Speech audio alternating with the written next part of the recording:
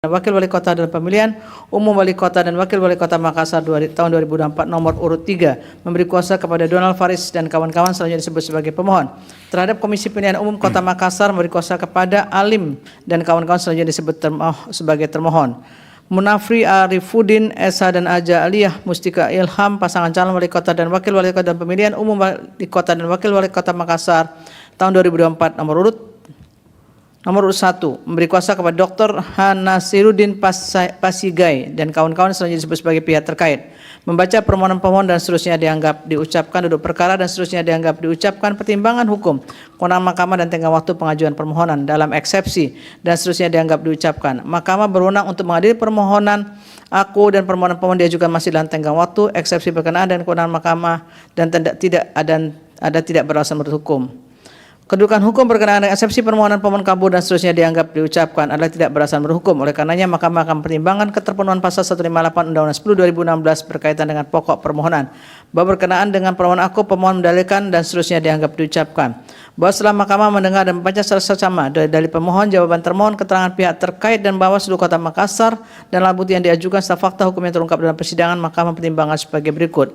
Bahwa berkenaan dengan dalil pemohon, termohon dan jajarannya menghambat pemilih untuk menggunakan hak pilihnya dengan cara membuat pemilih harus memilih di TPS yang jauh dari kediamannya dan menempatkan pemilih yang berada dalam satu kediaman pada TPS yang berbeda, serta menahan dan tidak mendistribusikan sebagian formulir C6 terhadap hal dimaksud penyusun daftar pemilih didasarkan pada PKPU 7/2024 serta keputusan KPU 799/2024. Penyusunan daftar pemilih juga telah melalui serangkaian tahapan, yaitu penerimaan DP4, sinkronisasi oleh KPU, dan terakhir pemetaan oleh kabupaten, kota, dan seterusnya dianggap diucapkan.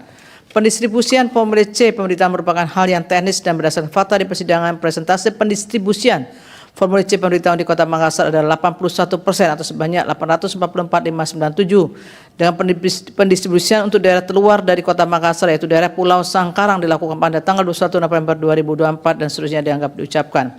Berkenaan dengan hal tersebut, Mahkamah menilai memang terdapat formulir C pemberitahuan yang tidak terdistribusi, atau dengan kata lain terdapat pemilih yang tidak memperoleh formulir C pemberitahuan dan seterusnya dianggap diucapkan. Apalagi dalam kaitannya dengan dalil dalam permohonan, pemohon tidak menguraikan dan atau membuktikan lebih lanjut bahwa semua pemilih yang tidak memperoleh formulir C pemberitahuan memang tidak hadir di TPS dengan alasan yang tidak mengetahui adanya pemungutan suara atau tidak mengetahui haknya sebagai pemilih. Berkaitan dengan dalil pemohon tersebut juga tidak terdapat laporan dan atau temuan pelanggaran pemilihan dan permohonan sengketa pemilihan ke Bawaslu Kota Makassar dan seterusnya dianggap diucapkan. Bahwa berkenaan dengan dalil adanya pola tanda tangan yang diduga fiktif pada DHPT terhadap dalil pemohon aku, ternyata tidak ada ketentuan khusus yang mengatur bahwa pemilih harus memberikan tanda tangan yang sama atau identik dengan antara KTP dan DHPT. Fakta yang ada adalah bahwa pemilih dapat memberikan tanda tangan paraf maupun coretan lain di DHPT. Berdasarkan fakta yang terungkap di persidangan, telah terjadi penumpukan jumlah pemilih pada pukul 10 WITA sehingga menyebabkan tidak semua pemilih hadir pada TPS berkesempatan untuk menandatangani DHPT, dan ada pemilih yang hanya memberikan paraf. Bahwa jika benar terdapat daftar hadir pemilih yang hanya berisi paraf dan tidak identik dengan tanda tangan di KTP, hal demikian tidak dapat diklaim sebagai indikasi adanya pemalsuan tanda tangan dan atau kecurangan dalam proses pemilihan, kecuali terdapat bukti yang nyata bahwa pemilih hadir dan mencoblos namun tidak menandatangani daftar hadir adalah orang yang berbeda dengan orang yang tercantum di dalam daftar hadir. Hal demikian tidak diuraikan dan dibuktikan lebih lanjut oleh pemohon. Video-video bukti dan seterusnya dianggap diucapkan.